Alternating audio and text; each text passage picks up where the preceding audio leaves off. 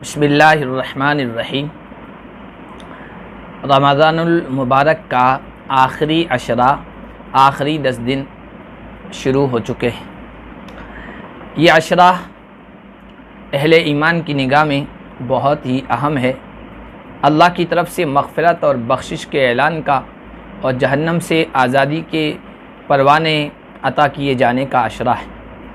अल्लाह के हबीब सल्लल्लाहु अलैहि वसल्लम इस अशरे की बहुत ज़्यादा कदर फरमाया करते थे। सय्यदा आयशा सिद्दीक़ा रज़ियल्लाहु ताला अन्हा फरमाती हैं, कान नबी सल्लल्लाहु अलैहि वसल्लम इज़ा दखल अश्र अहयल लैल व अयक़ज़ अहलहु व शद्दल मिज़र व जद्दा।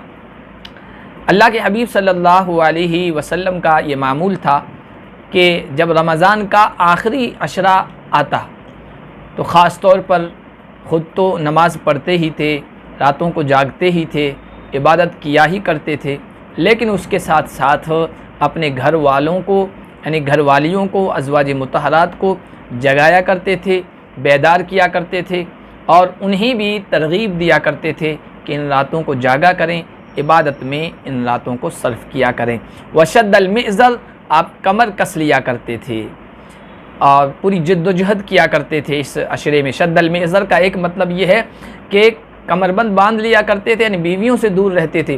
दूसरा मतलब ये है कि इबादत में, रियाज़त में, नेकी के कामों में, क़ियामुल लैल में, कुरान की तिलावत में और जितने भी आमाल सालिहा हैं उनमें बहुत ज़्यादा मेहनत किया करते थे। दूसरी रिवायत है, कान रसूलुल्लाह सल्लल्लाहु अलैहि वसल्लम यज्तहिदु फिल अश्रिल अवाखिर मा ला यज्तहिदु फ़ी गैरिही।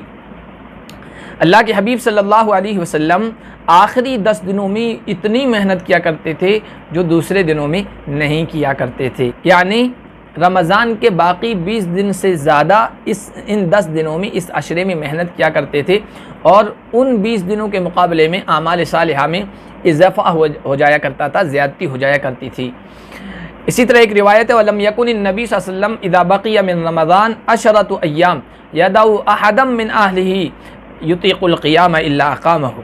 अल्लाह के नबी सल्लल्लाहु अलैहि वसल्लम का ये मामूल था, जब रमज़ान के 10 दिन बाकी रह जाते थे तो फिर आपके मुतल्लिक़ीन, आपके घर वालों में से जो आदमी रात के क़ियाम की ताकत रखता था, रात को उठ सकता था, रात को जाग सकता था, आप सल्लल्लाहु अलैहि वसल्लम उसको जगाया करते थे।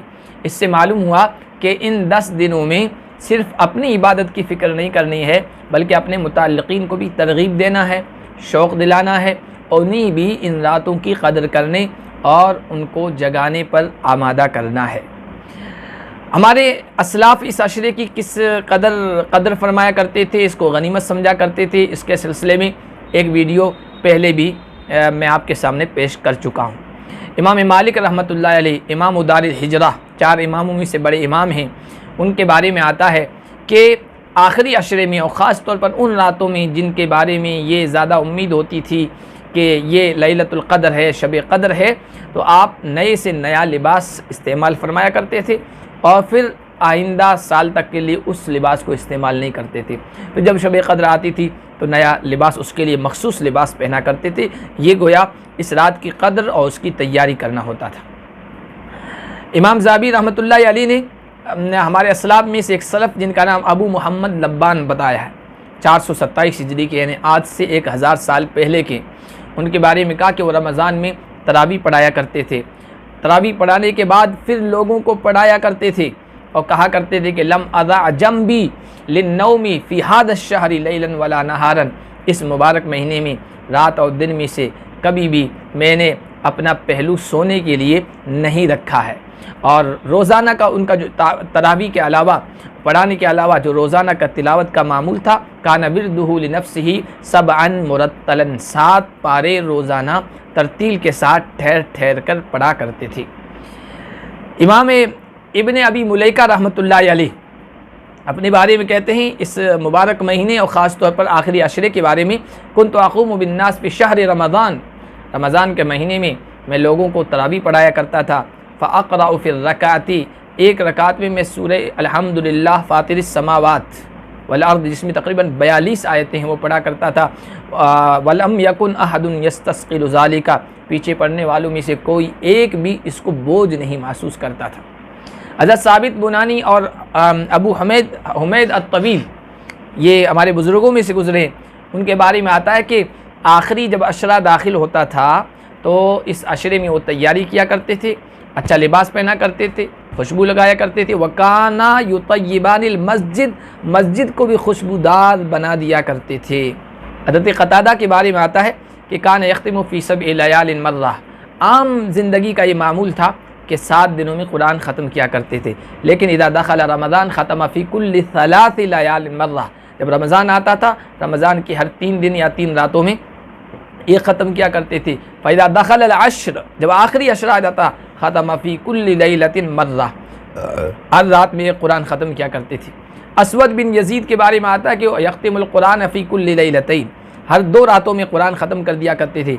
और रमज़ान के अलावा का मामूल था कि 6 रातों में या 6 दिनों में कुरान ख़त्म किया करते थे। असलाफ़ के इन वाक़यात से और नबी करीम सल्लल्लाहु अलैहि वसल्लम की उन अहादीस से या मामूल से मालूम हुआ कि आखिरी अशरा उनके नज़दीक बड़ा अहम था। बाकी साल के बाकी महीनों के मुकाबले में इस माह मुबारक के दिनों में इबादत बढ़ जाया करती थी, और रमज़ान के आखिरी 10 दिनों में रमज़ान के बाकी 20 दिनों के मुकाबले में इबादत में इजाफ़ा हो जाया करता था। तो अब अल्लाह तबारक व तआला ने हमें भी मौका इनायत फरमाया है, फ़ुर्सत ही फ़ुर्सत है, हम गनीमत समझें और इस अशरे की कदर करें, और बाकी 20 दिनों के मुकाबले में हमारी इबादत, चाहे वो क़ियामुल लैल हो, तरावी हो, कुरान की तिलावत हो, ज़िक्र व अज़कार हो, तस्बीह हो, इस्तिग़फ़ार हो, जितने भी नेक अमाल हैं उनमें इजाफ़ा होना चाहिए। अल्लाह पाक हम सबको अमल की तौफ़ीक़ अता फ़रमाए।